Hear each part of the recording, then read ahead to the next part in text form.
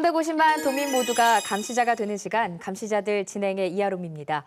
우리 지역의 크고 작은 이슈와 정책들을 매 눈으로 꼼꼼히 감시해서 우리가 바로 이 지역의 주인이다 다시 한번 생각해보는 그런 시간입니다. 오늘도 네 분의 대표 감시자들 함께합니다. 안녕하세요.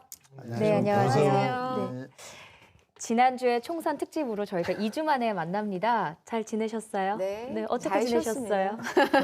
한 주 안 봤을 뿐인데 전 이렇게 반가울 수가 없어요. 네, 그 지난 총선 결과를 보고요. 계속되는 경기 불황이 아마 민심의 변화에 어느 정도 영향을 미쳤을 거다 이런 분석이 나오고 있는데요. 장기간 이렇게 경기 불황이 계속되면서 새로운 세태들도 계속 등장을 하고 있습니다. 혹시 이 말 들어보셨나요? 편도족? 편도족이요? 편도족. 좀 추측해 보실 수 있을까요? 편도족이 무슨 말인지? 편도 차선 한쪽으로만 달린다?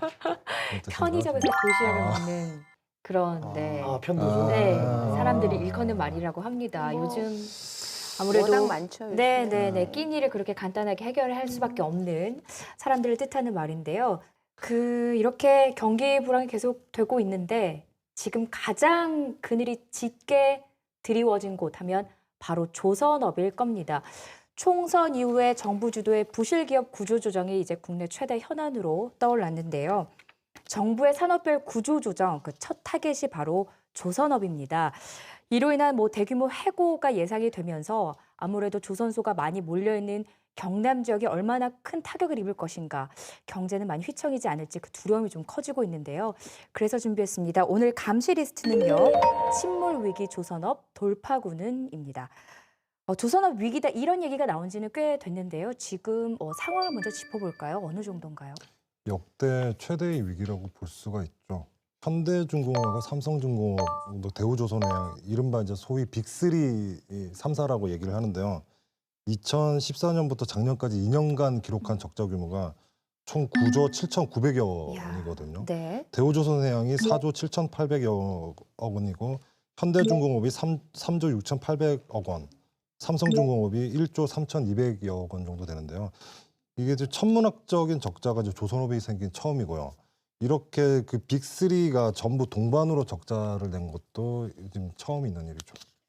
근데 저는 이게 좀 조 단위가 되면 감이 잘 안 와요. 이게 얼마나 큰 돈인지. 네, 9조 7천억 원이면 어떻게 계산을 해볼 수가 있을까요? 9조 7천억이면 약 10조 원이죠. 네. 그러니까 우리가 한 달 월급을 200만 원을 받는다고 치면 연 평균 2,400만 원이죠. 그 직장인이 약 41만 년. 1만 년이요? 41만 년을 모아야 되는 돈이고요. 그러니까 또 단적으로 얘기하면 우리나라 이제 라면계 스테디셀러가 있죠. 신라면인데요. 네. 신라면을 30년간 누적 판매 매출액이 10조입니다. 체감이 되시겠죠. 근데 저는 사실 몇백억, 몇천억이면 이야 그렇게 큰 돈이 이러는데 9조 7천억. 네. 근데 그 국내 최대 조선 3사가 이 정도로 부채가 있다면 지역 중소형 조선소들은 더 말할 것도 없겠네요. 네. 예, 일단 저희 2015년 12월이죠. 경남발전연구원에서 조사를 좀 했어요. 그래서 거기 있는 자료를 좀 제가 인용해 보면요. 2014년 기준으로 전국의 자산 규모가 70억 이상인 조선해양 기업이 총 270개가 있습니다. 네. 70억 이상만요. 이 중에 75%인 203개가 소위 동남권 벨트, 부울경에 다 모여 있어요. 그 중에서 반이 203개 중에 100개 이상이 경남에 집중되어 있습니다. 네. 그래서 조선해양 산업의 타격은 바로 경남의 직격탄입니다. 예. 근데 이 중 203개, 그러니까 동남권에 있는 203개 기업 중에서 약 한 20%인 40개의 기업이 현재 한계기업이라고 얘기하죠. 그러니까 소위 말해서 그러니까 금융에 대한 이자 비용을 제대로 갚지 못하는 지금 기업이 20%나 됩니다. 시청자 여러분께서도 사실은 이 조선해양 하면은 거제나 통영, 고성에 이렇게 국한되어 있지 않은가 이렇게 많이 생각을 하실 것 같고 저도 사실은 그런 좀 시각이 있었었는데요. 이 중 이 한계기업 24개, 경남의 24개 중에 지금 제일 많은 데가 김해에 5개가 있어요. 그리고 그래요? 예, 거제 4개, 통영 4개. 골고루 다 분포되어 있습니다. 사천, 밀양, 창원까지, 함안까지. 실제로 조선해양 경계 위축은 특정 지역의 위축이 아니라 경남권 전체의 위축이다. 그래서 굉장히 시급하고 엄중한 문제이다. 이런 생각이 듭니다. 네. 예. 또 그 천연기 의원께서는 지역구가 통영 고성이시잖아요. 지금 어떻습니까? 지역 상황이요? 아주 심각하죠. 정말 심각합니다. 지금 통영 같은 경우는 음식점에 해식이라는 그런 단어가 사라질 정도이고요. 특히 우리 중소형 조선소가 집결되어 있는 도남동, 즉 미륵도 네. 지역에는 상점이 거의 뭐 폐업 상태, 그다음에 유령도시로 변해가는 그런 지금 현재 실정입니다. 실정인데 제가 단적인 예로 하나 든다면 거기 부동산을 27년째 하고 있는 분을 만났습니다. 네. 만나고 있는데 그때 조선경기가 호황일 때는 보증금 500만 원에 약 40만 원 정도의 월세를 받았는데 지금 보증은 200 내지 300만 원에 한 25만 원 정도 보증금을 받고 있다. 이렇게 하면 거의 마지못해 들어가는 사람들밖에 없다. 그래서 정부가 나서서 이제 구조조정하겠다 이렇게 나온 건데요. 이게 어떤 내용으로 구체적으로 추진이 되는 거죠? 네, 지난달에 그 정부가 부실기업 구조조정 방침을 발표를 했는데요. 크게 세 가지로 이제 경기 민감업종, 부실징후기업, 공급 과잉업종으로 이렇게 나누는데요. 먼저 경기 민감업종 중에는 이제 해운, 조선업부터 이제 집중하겠다는 방침이고요. 정부 내 협의체가 이제 구조조정의 기본 방향을 제시하고 이를 기초로 이제 채권단의 자율협약 등의 방식을 통해서 개별 기업의 이제 구조조정을 이제 추진하게 되는데요. 그 STX나 성동, SPP 등 중소형 조선사는 이제 통폐합이나 매각 등을 이제 추진하는 방향이고요. 적자 규모가 큰 이제 대우조선해양에 대해서는 이제 추가 인력 감축을 요구하는 방향으로 이렇게 잡고 있습니다. 네. 정부의 이 같은 방침에 대해서는 뭐 어떻게 보세요? 뭐 어쩔 수 없다 이렇게 보시나요? 참 구조조정은 정말 어렵습니다. 어렵는데 우리 일본이 예를 들어 1970년도, 80년도에 조선산업에 대한 구조조정을 사실 했습니다. 그때 한국이 조선업의 1위로 동극하는 빌미를 제공했다 이런 설도 있습니다. 그러니까 이 구조조정을 정말 잘해야 된다는 이야기인데 스웨덴의 그 세계적인 조선사인 그 코쿰스가 후발주자 추격과 구조조정 실패로 문을 닫는 그런 경우가 있었습니다. 그래서 정말 구조조정이라는 것이 양날의 칼날이 아닌가 하는 생각도 해봅니다. 스웨덴이 한때 그 조선업에서 되게 우리 유명한 1위였었죠. 네. 근데 그 말매의 눈물이라고 하잖아요. 그 예. 말매 지역이 되게 유명했는데 거기에 있는 대형 크레인을 우리나라 조선사가 단돈 1달러로 사들인 거예요. 그래서 그때 당시 이제 그 말매의 눈물을 지금 우리나라가 이제 좀 겪고 있는 상황일 수도 있다라는 거죠. 구조조정을 하면 돈이 필요하잖아요. 그래서 기업 이 구조조정을 뒷받침하려면은 산업은행이나 수출입은행이나 국책은행에 돈을 갖고 와야 되는데 정부가 두 가지 얘기했습니다. 정부 재정을 투입하겠다. 이거는 국회 동의가 필요하거든요. 왜냐하면 추경 예산을 해야 되기 때문에 국회 동의가 필요하고요. 두 번째는 한국은행의 발권력을 동원하겠다 이렇게 얘기했거든요. 발권력이란 거는 돈을 찍어낸다는 소리거든요. 근데 돈을 찍어내려면 이 현행법상 이제 우리 채권단인 산업은행이잖아요. 네. 산업은행에게 돈을 출자하려면 현행법상으로는 이 산업은행법을 고쳐야 됩니다. 이런 법적인 것도 고쳐야 되니까 아마 재정 마련도 힘들고 이 두 가지를 행하지 않으면은 아마 힘들 거다라는 생각을 좀 많이 하고 있습니다. 근데 일각에서는 이런 의견도 있습니다. 뭐 구조조정, 뭐 부채 규모만 봐도 당연히 해야 된다라는 의견도 있지만 그래도 여전히 세계 1위의 조선업인데 지금 너무 성급한 거 아니냐라는 그런 시각도 있거든요. 좀 버텨봐야 되지 이게 않느냐. 시장의 관점에서 본다면 지금 현재 조선업계의 가장 이 위기를 불러온 큰 원인 중에 하나는 세계 조선업계의 불황이에요. 지금 발주량 자체가 지금 호황기 때보다 뭐 12분의 1밖에 안 되는 상황이거든요. 네. 근데 이 경기라는 건 수요는 사이클을 돌게 돼 있어요. 그 공급 과잉의 정점을 찍으면 이제 앞으로는 수요가 살아날 수 있거든요. 네. 근데 지금 이 위기를 돌파하기 위해서 이렇게 산업 규모를 이렇게 줄여버리게 되면 이후에 다시 호황기가 왔을 때는 그때는 어떻게 할 것이냐는 문제가 있는 거죠. 근데 네. 그런 부분에 대한 고민도 필요한 거죠.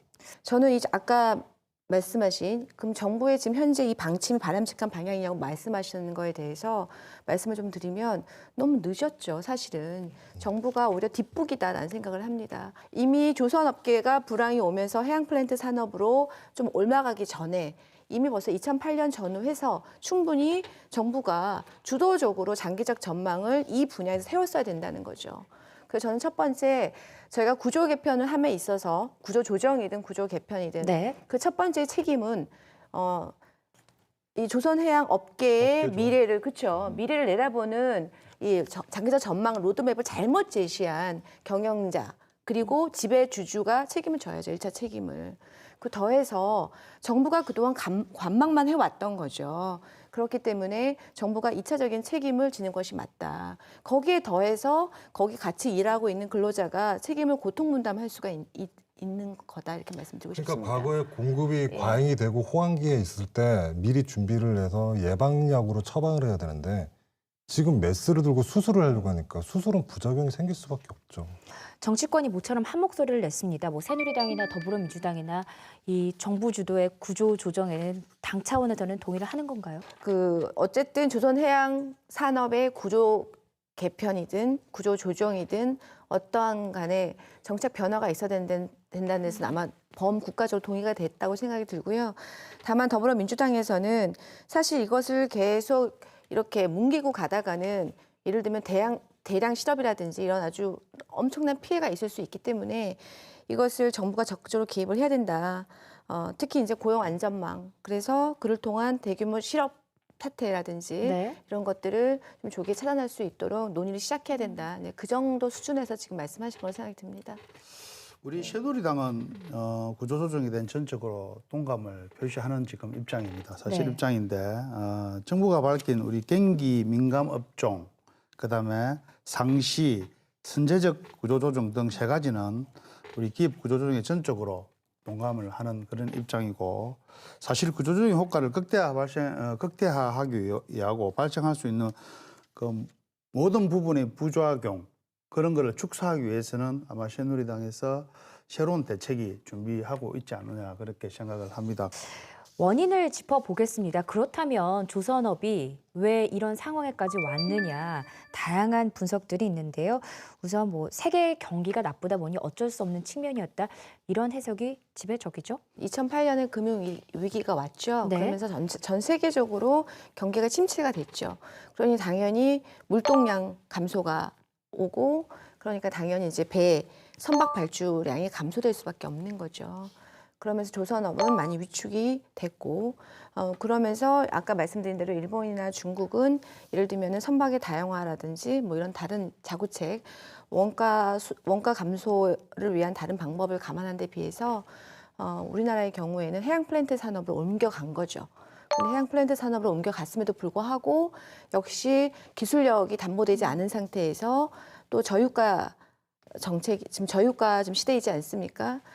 그러면서 대체적으로 원가가 굉장히 상승돼서 영업이익 손실이 계속 발생하고 있는 거죠. 네. 그럼 수주량이 떨어지면서 해양 플랜트로 옮겨간 건데 그거에 대한 기술은 어떻게 기술력을 확보하겠다고 이제 덤벼든 건가요? 조선업계에서는. 실제로 준비가 네. 없이 간 거죠. 그러니까 이제 여기 2015년 아까 제가 말씀드린 대로 경남발전연구원에서도 지금 4개 대학의 전문가 80명의 전문가에게 설문조사에 의뢰한 거예요. 네. 근데 지금 조선해양산업의 가장 큰 문제는 기술력이 부재한 것, 그걸 짚고 있습니다. 그래서 저는 구조조정이 쉽죠. 당장 인건비를 근로자의 수를 깎고 그다음에 급여를 깎는 것, 이것이 가장 눈에 가시적으로 오는 구조조정, 구조개혁일 수 있지만 장기적으로 봤을 때는 이런 기술력 향상을 위한 R&D 투자를 대폭 강화해야 한다. 그리고 여기에 정부가 주도적인 역할을 해야 한다. 이렇게 생각이 듭니다. 사실 우리나라가 산업 선진국에 되기까지 선발주자로 간 것은 별로 없습니다. 전부 후발주자입니다. 즉 반도체, 냉장고, 뭐 디지털 이런 부분이 후발주자로 출발을 했지만 해양 플랜트도 좀 더 노력하고 하면 좀 더 세계에 앞서가는 어떤 기술을 유지할 수 있지 않을까 그런 생각은 합니다. 그래서 좀 더 이거를 저희들 피부에 와닿기 전에 좀 더 구조조정을 했어야 되는 거 아니냐, 준비를 했어야 되는 거 아니냐는 말은 사실입니다. 제가 볼 때도 맞는데 지금이라도 늦지는 않았습니다. 저는 유가 하락도 원인이고 네. 해양 플랜트의 실패도 원인인데 가장 중요한 것은 구조조정을 하는 집단을 구조조정해야 된다고 봐요. 네, 무슨 네. 말이냐? 우리나라 구조조정에는 한계점이 명확합니다. 왜냐하면 미국은 구조조정을 시장이 주도를 합니다. 그러니까 정부나 은행이 들어오지 않죠. 근데 우리나라의 구조조정은 일단 정부, 그다음에 채권단 중심이거든요. 다시 말해서 채권단 중심이라는 거는 정부나 돈을 빌려준 국책은행, 산업은행이 중심이 딱 되는 건데 그 이제 부실 기업의 은행이 빌려준 채권 규모, 그러니까 돈의 규모에 따라서 의결권을 행사하는 채권단 회의가 딱 열립니다. 그 채권단 회의에서 모든 것을 이제 움직이는 거죠. 가장 큰 문제는 채권단 구성할 때 낙하산 인사가 너무 많습니다. 그러니까 대우조선해양에서 채권단이 지금 산업은행인데 자문위원이 다 고위관리은행장, 산업은행 출신의 뭐 은행권 출신의 사람들이 자문이나 고문 와서 억대의 돈을 가져가는 거죠. 이런 채권단 안에를 구조조정하지 않으면 구조조정 자체가 엉망이 되는 것이죠. 저는 그래서 구조조정을 하는 집단을 다시 구조조정해야 된다. 그게 첫 번째로 저는 봅니다. 그러니까 채권단 같은 경우 특히 중소조선소에 이렇게 대규모 이렇게 자금을 투입해도 회생이 좀 힘든 이유가 뭐냐면 운영지원금 중에 이제 대부분 채무나 채권, 이자 상환 등으로 지원이 되는데 이게 되돌이표가 되는 거죠. 그러니까 STX 조선의 경우에는 이제 그 공동관리에 들어간 이후에 한 4조 5천억 원의 자금 투입이 결정이 됐었거든요. 근데 이 중에 3조 7천억 원이 그 채무, 채권의 이자 상환 등으로 이제 사라져버린 그런 결과가 나온 거죠. 그러니까 결국 채권단을 통한 운영 자금이 다시 채권단의 이윤을 채우는 도구로 활용되는 게 아니라 이런 일각의 지적도 있죠. 구조조정으로 인해서 피해를 보는 건 아무래도 직접적으로 수많은 노동자들이 될 거라는 생각에 마음이 무거운데요. 대량 해고 사태가 일어날 것이다 예상은 되지만 벌써 또 진행이 되고 있는 상황인 거죠. 그 지난해를 살펴보면 현대중공업, 대우조선해양, 삼성중공업 등 포함한 국내 중대형 조선사 9곳의 그 조선소의 인력이 19만 5천여 명이었는데요. 네. 이 전년인 2014년이 20만 4,600여 명이었으니까 9,600여 명이 줄었고요. 여기에다가 이제 1차, 2차 협력업체들이 있지 않습니까? 5천여 명이 감소했습니다. 그러니까 문제는 이제 올해 구조조정을 또 이제 대규모로 실시하게 되면 더 많은 인력 감축이 예상되는데요. 지금 당장 대우조선해양과 그 현대중공업이 각각 3,000명씩 총 6,000명의 인력 구조조정을 지금 단행을 또 결정했습니다. 그렇군요. 체불임금도 심각하죠. 그 원청업체하고 하청업체가 계약을 할 때 거의 이 계약서가 종속적이라고 하더라고요. 그러니까 심지어는 원청업체가 하청업체의 이익률까지도 뭐 조정할 수 있을 만큼 계약서를 그렇게 작성을 하다 보니까 원청업체가 어려워지니까 하청업체 이익률을 확 대략 낮추면서 뭐 실업이 되는 거 거의 다 더해서 이익률을 낮추면서 당연히 추가로 부담해야 할 부담은 원청업체가 하지 않으니까 당연히 체불임금까지 나타나게 되는 거죠. 네. 예. 그래서 얼마나 고통을 당하고 있는 건지 조선소 근로자 한 분을 모시고 저희가 이야기를 나눠보겠습니다. STX 조선소 협력업체에서 일하고 계신 근로자신데요. 이승호 씨 모셨습니다. 안녕하세요. 예, 안녕하십니까. 네, 이렇게 나와주셔서 안녕하십니까. 감사드립니다. 조선소에서 일한 지는 얼마나 되셨어요? 총 경력은 6년 정도 되고요. 네. 그리고 지금 현재 근무하는 STX 고성조선해양에서는 약 3개월 정도 근무하고 있습니다. 3개월 전에 이직을 하신 거군요. 예. 구체적으로 어떤 일을 하세요? 제가 하는 일은 선박 전기를 하고 있거든요. 이게 선박에 대해서 전기를 설치하고 이제 결선까지 하고 시운전까지 해주는 역할을 하고 있습니다. 근데 지금은 일을 못 하고 계신다고 들었어요. 예, 예. 왜 그렇죠? 임금 체불도 있고 저희가 고성조선해양 지금 입사를 했는데 강제 추방 조치를 당해서 회사로부터요? 회사에 들어가지 못하고 있습니다. 이유가 뭐죠? 특별한 이유는 없고요. 3월 21일에 그냥 작업자 전원 출입 정지를 당했습니다. 그럼 회사 입장에서 뭐 해고를 하겠다 이런 메시지였던 건가요? 네, 원청에서는 어차피 너희들 나가도 다른 사람이 들어오니까 다른 협력업체가 들어오니까 너희들 필요 없다 이런 식으로 전날 일을 하고 아침에 출근을 했는데 고성조선해양 입구에는 출입증을 타각을 할 수 있습니다. 네. 그 타각을 하고 들어가야 되는데 타각 인식이 되지 않습니다. 그런 시스템을 그냥 막아버린 거군요. 네. 지금 현재 상황은 어떻습니까? 저희가 지금 임금 체불과 출입 정지 때문에 네. 고성조선해양 종문에서 농성을 하고 있거든요. 네. 네, 그래서 일단 기본적으로 협의는 계속 진행 중에 있는 상태입니다. 네. 지금 조선 경기가 많이 어렵지 않습니까? 실제로도 지금 겪고 계실 텐데 주변의 다른 근로자분들 상황은 어떠세요? 저랑 같이 농성하시던 분들 중에서 네. 좀 뭐 지금 다른 데서 일을 하시지만 그 농성하시는 분의 와이프가 만상인 상태에서 네. 이렇게 계단에서 넘어지셨는데 병원을 가야 되는데 병원도 가지 못하고 집에서 끙끙 앓다가 결국은 뭐 뭐 아이를 건강하게 놓으시긴 놓으셨는데 2차적으로 분유값이랑 기저귀 살 돈이 없어가지고 친인척들에게 돈을 빌리러 다닌다는 걸 이야기를 들었습니다. 그 6년째 네. 되셨다고 하면 6년 전이면 그럼 2010년, 9년부터 네. 시작을 하신 거네요. 네. 그때는 그래도 좀 호황기 아니었나요? 그때 제가 빅3에 있었을 때인데 어디에 계셨죠? 대우조선에 있었습니다. 네. 그때는 고부가 가치선 좀 가격이 뭐 높은 배를 손주사에 인도를 했을 때 그때는 특별 성과급이라고 전 직원에게 당일 5만 원을 입금을 시켜준 적도 있었습니다. 전 직원이요. 네. 2012년까지는 그래도 되게 좋았죠. 네. 정부 주도의 이제 대규모 구조조정 얘기도 나오고 있고 사실 이 전에도 많이 어떠세요? 분위기가 뒤숭숭할 것 같습니다만. 지금 현장에 가면 작업자들이 현장에 자기 일에 집중을 좀 못하고 있는 편입니다. 워낙 언론에서 많이 이야기를 하니까 내가 다니고 있는 협력업체가 언제 없어질지도 모르고 언제 잘릴지 모르니까 조금 현장에서는 불안한 분위기를 지금 조성하고 있습니다. 근로자의 입장에서 원하는 대책은 어떤 게 있을까요? 지금 저의 생각으로는 뭐 무분별한 구조조정보다는 기술력 향상이나 뭐 기술력 향상 등을 개발해 가지고 고임금을 받는 사람 한 명을 고임금 받는 사람 한 명을 기술이 있는 협력업체 직원을 3명을 고용을 할 수가 있습니다. 실질적으로. 그 고임금 받는 사람 한 명을 좋게 이렇게 회사에서 내보냄으로써 기술력 있는 협력업체 3명을 지원받을 수가 있으니까 오히려 효율적으로는 더 좋을 것 같고요. 그리고 하청 노동자의 가장 문제점은 하청 노동자의 보호를 받을 수 있는 뭐 민주노총이나 이렇게 노동 지혜가 없습니다. 네. 그래서 하청 노동자를 조선소에 대한 하청 노동자 연대를 만들었으면 하는 그런 생각을 가지고 있습니다. 알겠습니다. 오늘 얘기 여기까지 들어보도록 하겠습니다. 오늘 나오시기 좀 힘드셨을 것 같은데 이렇게 함께 해주셔서 고맙습니다. 감사합니다. 네. 네. 조선업계의 이 구조조정이 이렇게 현실로 다가오면서 어떻게 하면 좀 충격을 덜 받을 수 있을까 이런 논의가 이어지고 있습니다. 그래서 지금 조선업에 대해서 특별 고용 지원 업종 지정을 하는 문제가 지금 계속해서 나오고 있는데요. 이게 어떤 제도죠? 예, 일단 그 실업자는 물론 재직자를 위한 그 다양한 고용 안정 지원이 이제 주된 내용인데요. 고용 유지 지원금과 이제 특별 연장급여, 뭐 또 전직 재취업 창업 지원을 받을 수 있는데요.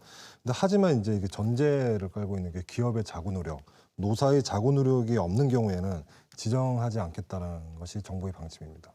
특별 고용 지원 업종이 지정이 된다면 그럼 어느 정도 이런 정리해고되는 분들에게 도움이 될까요? 현실적인 대책인가요? 실제로 이 특별고용 지원 업종으로 이 조선업이 지정이 된다면 적어도 여기 뭐 대표적으로 1년간 고용유지 지원금이 지불이 되죠. 네. 그리고 더해서 원래 저희가 실업급여를 6개월 내지 9개월을 받고 있지 않습니까? 근데 여기에 추가해서 6개월 더 받을 수가 있기 때문에 일단 이 조선업이 만약에 특별 고용 지원 업종으로 선정이 된다면 근로자의 예를 들면 시간을 좀 벌 수는 있는 거죠. 한 1년 6개월에서 한 뭐 좀 이렇게. 그래서 그것은 대단히 고무적이다. 다만 좀 안타까운 거는 저희가 아까도 얘기했듯이 조선업의 특성상 협력업체가 대단히 많은 구조이지 않습니까? 그런데 이제 협력업체인 경우에는 매출액의 50% 이상이 이 조선업과 관련이 있어야지 지원 대상이 돼요. 문제는 이제 뭐 47%라든지 48% 이렇게 좀 가까스로 이렇게 기준을 못 미치는 업체, 특히 협력업체인 경우에는 본의 아니게 피해를 볼 수 있을 수 있을 것 같아서 사각지대에 놓일 수 있을 것 같아서 대단히 조금 걱정이 되죠. 뭐 혜택 지정 좋습니다. 고용유지 지원금도 있고 실업급여도 8개월 플러스 6개월까지 체장할 수 있는데요. 조선 산업의 경우에서 사내하청 노동자가 3분의 2에 달해서 정부가 자구책을 마련한다고 하지만 이 부분에서는 빠질 수가 있거든요. 이 부분을 면밀히 검토를 하고 감시를 좀 해야 될 것 같아요. 또 그 거제 울산을 고용 위기 지역으로 지정하자 이런 얘기도 나옵니다. 이거는 현실성이 있는 얘기인가요? 이 고용 위기 지역으로 지정되기 위해서는 조건이 있죠. 그러니까 전년도 그 전체 고용자 수가 전년도보다 3%를 이제 실업자가 넘게 되면 고용 상황이 이제 악화된 기준으로 보고 지정할 수 있는데요.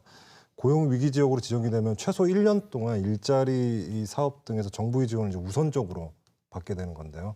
근데 과거를 보면 지난 2009년에 경기도 평택시가 지정된 바가 있었고요. 또 우리 도내에서는 통영시가 2013년에 지정된 바가 있는데요.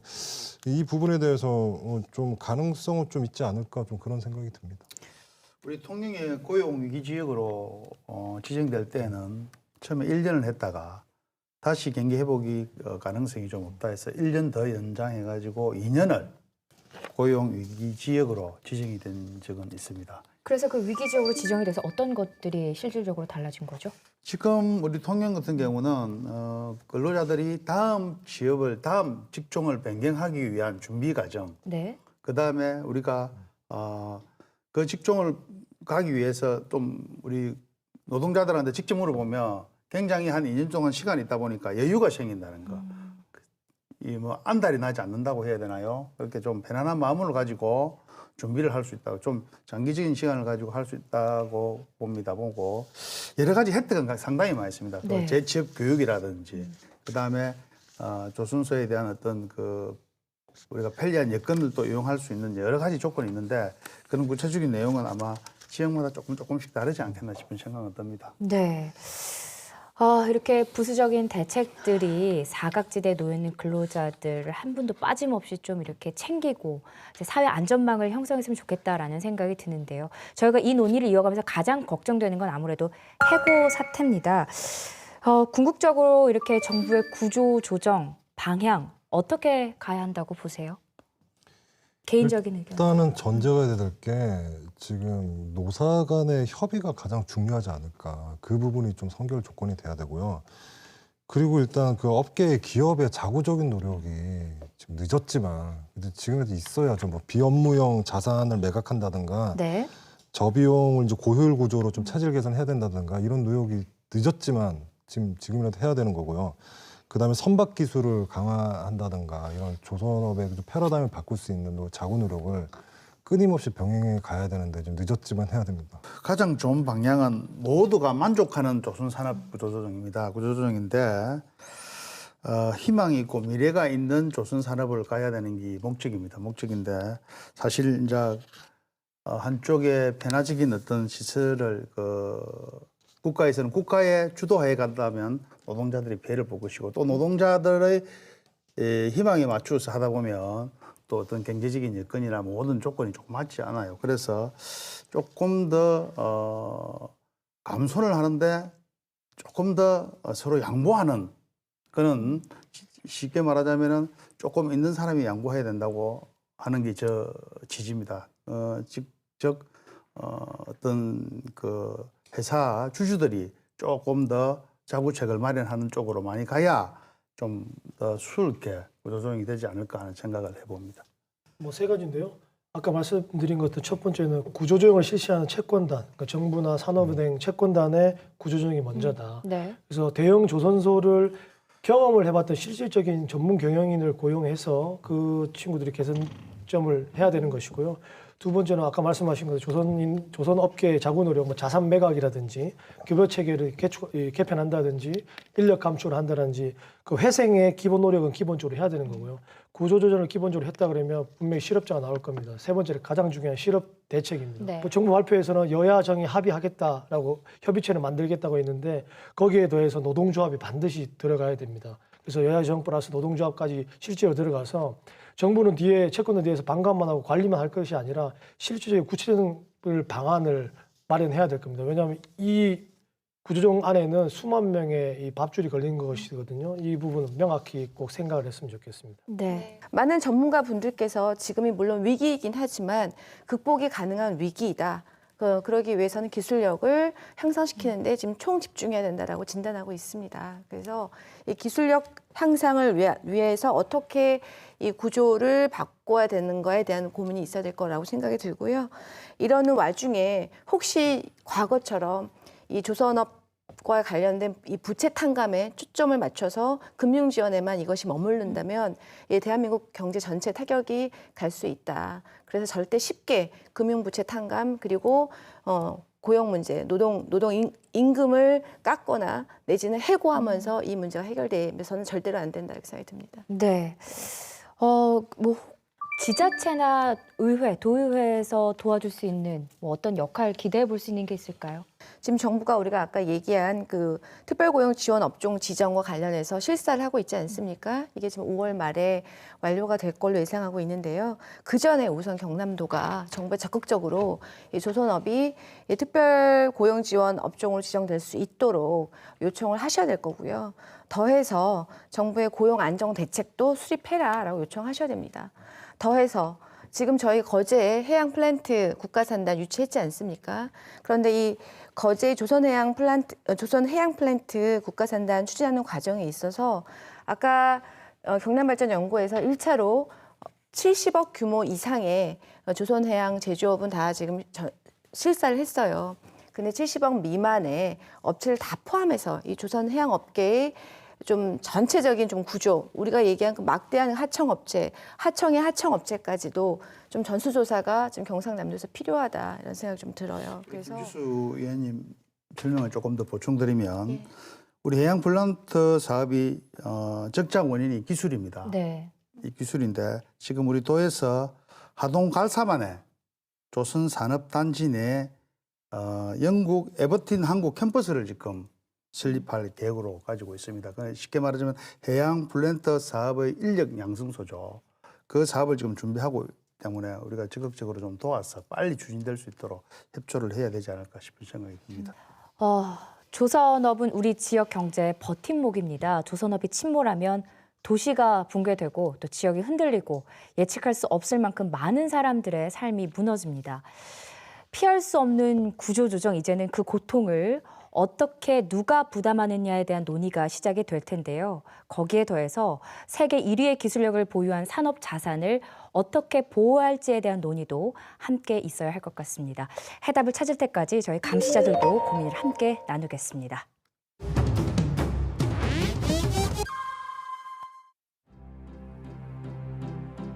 Ever close your eyes, ever stop and listen, ever feel alive, and you're nothing missing. You don't need a reason, let the day go on and on. Let the rain fall down everywhere around you, give into it now, let the day surround you. You don't need a reason, let the rain go on and on.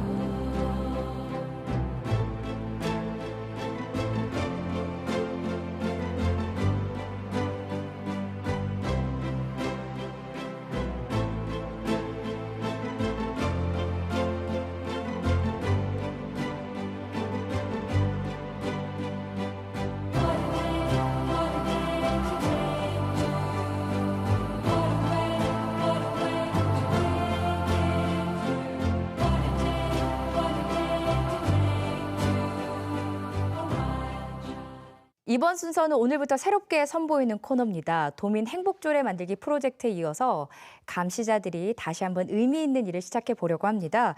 이번에는요, 난폭 운전을 일삼는 시내버스를 감시 또 추적해 보도록 하겠습니다. 시내버스가 언젠가부터 시민들의 안전한 발이 아니라 사고 유발자로 전락을 했습니다. 끊이지 않는 사고 소식에 불평, 불만도 계속되고 있는데요. 거리의 무법자가 된 시내버스를 저희가 집중 추격해 보겠습니다. 첫 번째 감시 추격전 화면에 담았는데요. 함께 보시죠. 하루 평균 58만 명의 시민이 이용하는 경남의 시내버스. 무엇보다 안전해야 할 대중교통이 도로 위 무법자가 된 지 오래. 아찔한 고개 운전을 이어가며 승객들의 생명마저 위협하고 있는 시내버스 난폭 운전. 고질적 병폐로 자리 잡은 경남 시내버스의 실태를 집중 감시합니다.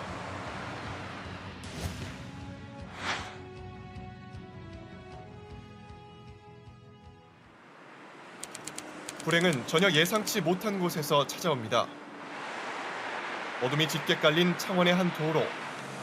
지난 1월 27일 밤 신호를 위반한 시내버스가 길을 걷던 60대 여성을 들이받았습니다. 사고 현장은 처참했습니다.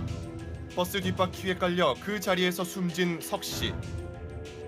CCTV가 남긴 그날의 기록이 그녀의 마지막 모습이었습니다.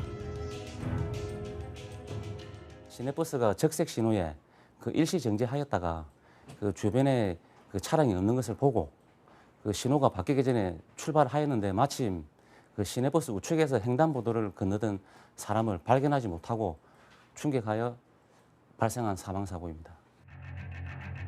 신호 위반으로 벌어진 끔찍한 사망 사고. 시내버스를 자주 이용하는 시민들은 사고 소식에 분노했습니다.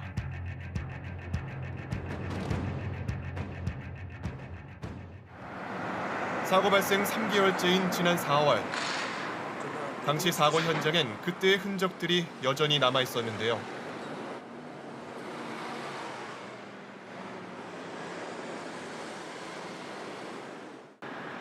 사고가 났던 횡단보도 앞에 위치한 119 소방센터.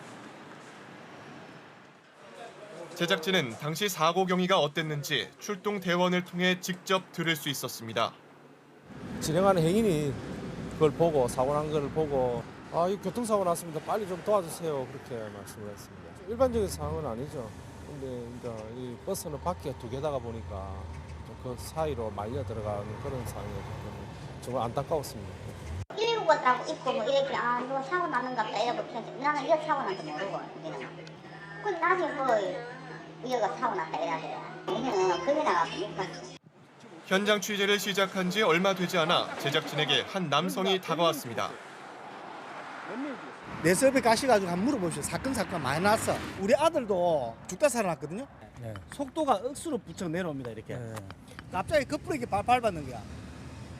갑자기 팍 됐어요. 밭에서. 그러다 어떻게 됐어요? 할머니가 우리 아들 손을 놓쳤는 거야. 그래가지고 아가 앞에 뒷좌석에 굴러가지고 운전석 옆에 바로 박혔다 그게. 2년 전 시내버스 난폭 운전으로 피해를 입은 그는 한동안 흥분을 감추지 못했습니다. 사고 현장에서 약 70m 떨어진 곳에 설치된 과속 단속 카메라. 하지만 이 구간만 지나면 소용이 없는 상황. 인적이 드문 공단로이다 보니 과속과 신호 위반이 끊이지 않고 있는데요.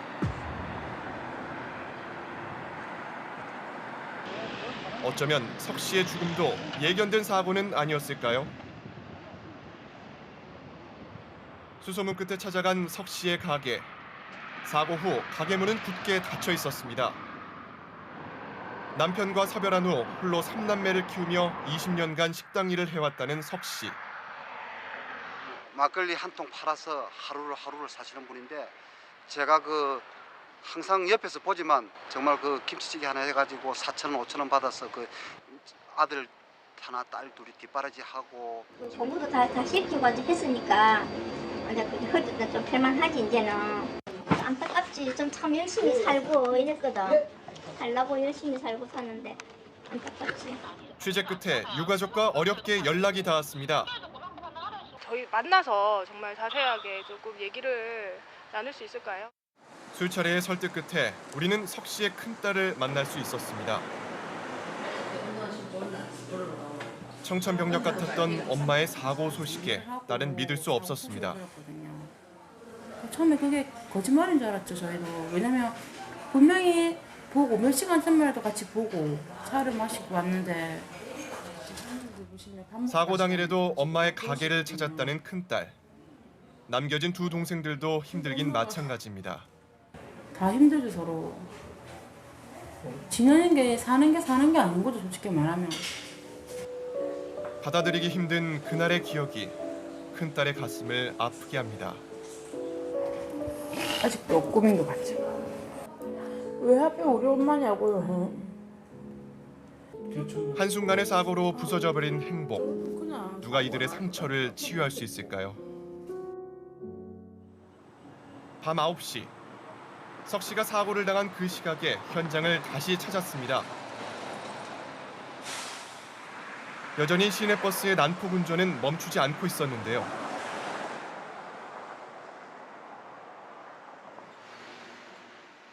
언제 어떤 모습으로 변해버릴지 모르는 도로 위의 흉기. 지금 이 순간에도 시내버스의 난폭 운전으로 시민의 안전이 위협받고 있습니다. 지나가는 버스만 봐도 심장이 벌렁벌렁거리면 손까지 떨리는데 그런 버스가 있는 것 자체가 언제또 닥칠지 모르잖아요. 내 주위에 다른 사람이 그럴 수도 있고 그러니까 더 두려운 거죠. 다음 주 경남 시내버스의 위험천만한 운전 실태를 낱낱이 파헤쳐봅니다. 뭐야.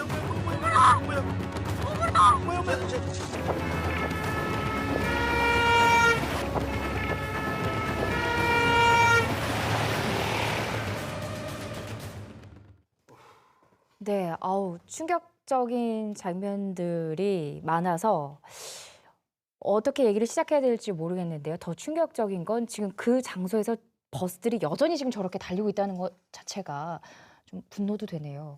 좀 슬프네요, 조금. 네. 왜냐면 우리네 좀 자화상인 것 같아요. 그러니까 열심히 50년대부터 아들, 딸 열심히 키우고 막걸리 하나 키워가지고 아들, 딸 장가 보내고 다 이렇게 하셨는데 한순간의 사고로 그 모든 가족들의 추억이나 소중한 가족이 다 잃어버린 거니까 그 누구라도 이제 이런 상황이 될 수가 있는 네. 거잖아요. 그 부분에 따지면은 정말 안타까운 내용인 것 같아요. 김지수 의원님은 우시더라고요. 그래서 너무 안타까운데 공단로가 그 지금 화면에 나왔잖아요. 거기가 사실은 버스도 그렇지만 차량이 좀 빨리 달리는 지역이고 로드킬도 좀 많은 지역이거든요. 몇 년 전에는 그 수달도 천연기념물인 수달도 그래요? 죽은 그런 사건이 있었는데 특히나 이 대중교통 수단인 시민들을 싣고 가는 버스가 저 길에서 빨리 달리는 거는 이게 대형 사고는 불보듯 이어질 게 뻔하죠. 뭐라고 얘기해요? 우셨어요? 아니 버스를 이용하는 사실은 다수의 사람들이 사실 노약자이거나 네. 아니면 이제 형편이 어려우신 분들이 많이 계시지 않습니까? 그런데 또 저런 사고가 난다고 생각하니까 너무 마음이 안 좋네요. 네. 근데 겪어보신 적 있으세요? 버스한테 위협을 당했다는 기억? 저 이야기를 한번 네. 하겠습니다. 저는 2차선으로 가다가 시내버스가 1차선으로 가다가 버스 정류장이 나와서 2차선으로 들어가야 돼요. 그러면 충분한 시간을 깜빡이를 주고 들어가야 되는데 바로 들어오는 거예요. 네, 맞아요. 그러면은 이 운전기사는 정말 그 고도의 기술이 아니면 피해가기 굉장히 어렵습니다. 자동적으로 꺾이면 그 버스가 사고 나는 게 아니고 그 옆 뒤따라가는 승용차가 2차선에 승용차가 핸들을 꺾으면 사고 날 수 있다는 거. 그거를 제가 한번 겪은 적은 사실이 있습니다. 저는 정말 자주 겪는 게 그냥 차선을 달리다가 그냥 버스가 항상 저를 미는 것 같아요. 차선을 바꿀 때 충분한 시간을 두지 않고 저는 운전자인데 그러면 그 옆에 조수석이 있는데도 막 그 어깨가 이렇게 되는 거 있잖아요. 나한테 닿을 것만 같은 그런 위협감을 느낄 때가 정말 많거든요. 저는 이런 모습 좀 보면 안타까워요. 저는 시골에 자랐기 때문에 할머니들이 거의 버스를 타시거든요. 면단에 오시는 할머니들이 장 보러 오시고 이제 시장에 오시는데 버스가 할머니가 허리가 이제 굽었잖아요. 그럼 정지를 잘 못하세요. 잘 못 서 계시거든요. 그러니까 자리에 앉기 전에 출발하는 경우가 되게 많아요. 많아요. 그러니까 할아버지 할머니께서 넘어지시는 경우도 많이 봤어요. 그럼 할아버지 할머니께 또 한번 다치시면 뼈가 잘 안 붙어요. 또 그럼 병원을 또 같이 와야 되는데 병원이 또 어디 있습니까? 또 읍내로 또 나오셔야 되거든요. 또 버스 타고 가셔야 네. 되고. 그런 거 악순환이 계속 그러니까 너무 안타까운 거죠. 그런 모습 봤을 때는요. 그리고 그 길에서 만나는 버스들은 그렇게 비상등을 켜고 다녀요. 그렇죠? 그렇게 비상 상황으로 운전을 하시는지라는 생각이 드는데 그 경남 지역은요 아무래도 뭐 지하철이 있는 것도 아니고 그래서 시내버스 의존도가 높은 편이다. 얼마나 많은 사람들이 버스를 이용하죠? 높은 편이죠. 네. 그 전국 버스 연합회 통계 자료를 보면요, 지난 2014년 기준으로 그 경남 시내버스 이용률이 전국 6위를 차지했고요. 하루에 약 58만 명이 시내버스를 이용하는 셈인데 도민 한 6명 중에 1명이 이용한다고 볼 수 있고요. 그런데 이 조사는 농어촌 버스는 다 제외한 통계거든요. 네. 근데 이것까지 다 합하면 한 5명 중에 1명꼴로 볼 수 있는 거죠. 그렇군요. 도내 시내버스 사고율은 어떤가요? 그러니까 지난해 도내 전체 차량이 172만 대로 봤을 때 사고 건수가 13,000여 건이었거든요. 그러면 이제 전체 차량 중에 사고 나는 차량은 한 0.76%에 해당되는 거죠. 네. 그렇죠. 근데 이제 시내버스는 1,664대인데 물론 이제 절대적인 수는 좀 작겠죠. 근데 1,664대 중에서 사고 건수가 199건이니까요. 12%죠. 그러면 약 15배, 사고율은 15배 정도가 차이가 나는 거죠. 네. 여기도 나온 거 있어요. 이제 남북 시내버스 이제 관련된 블로그를 찾아보니까 물론 개인의 의견이라서 이제 무시할 수는 있지만 이 블로그 개인이 뽑았어요. 전국에서 가장 시내버스 난폭 운전으로 악명 높은 도시 베스트 5. 장원이 몇일 것 같으세요? 몇위? 네, 장원이 베스트 5 중에 베스트 몇일 5에 것 들어가겠다. 그렇죠. 네. 1위? 1위? 예. 1위였으면 얼마나 안타까웠겠어요. 그죠? 1위는 바로 영광의 천안입니다. 천안이요. 여기보다 더한 곳이 네, 있어요? 천안 1위고요. 네. 그다음 경기도 지방의 2위가 네. 김포, 그다음에 김포. 일산, 고양 그쪽이고요. 네. 당당히 3위를 차지했습니다. 네, 창원이 3위고요. 4위가 우리 또 운전에 또 남포가 한다는 또 부산, 네, 그리고 5위가 전주네요. TV를 보고 계신 많은 분들이 아유 저거는 약과야 나는 더 당했어 말할 수가 라거나 없죠. 네 예. 나는 더한 사례도 있어 하면서 흥분하실지도 모르겠습니다. 그래서 저희가 이제 감시자들이 이런 프로젝트를 시작하게 됐는데요. 그러려면요 여러분들의 적극적인 참여가 필요합니다. 난폭버스로 인해서 불편을 겪은 사연, 뭐 사진, 영상 어떤 것이든 다 좋습니다. 감시자들 홈페이지나 메일로 참여해 주시기 바랍니다. 여러분이 좀 적극적으로 함께 관심을 가져주실 때 시내버스 안전을 지킬 수 있다고 믿습니다. 다음 주에도요 거리의 무법자 난폭버스 이야기는 계속되니까요 많은 기대 바랍니다. 오늘도 이렇게 함께해 주신 네 분의 대표 감시자들은 여기서 인사 나누겠습니다. 오늘 감사합니다. 네, 네, 감사합니다. 고맙습니다. 가정의 달 5월입니다. 그런데 요새 들어서 아동학대, 존속살인, 또 독거노인 자살, 또 경제 불황으로 인해 가족이 해체되는 안타까운 소식들이 더 많이 들리는 것 같습니다. 사회를 살피는 냉정한 감시의 역할도 중요하겠지만 이달만큼은 내 가족과 혹시나 도움을 청하고 있을지도 모를 주변에 소외된 이웃들을 돌아보는 따뜻한 시선도 필요하지 않을까요? 350만 도민 모두가 조금 더 행복해지면 좋겠습니다. 감시자들 다음 시간에 찾아뵙겠습니다. 함께해 주신 여러분 고맙습니다.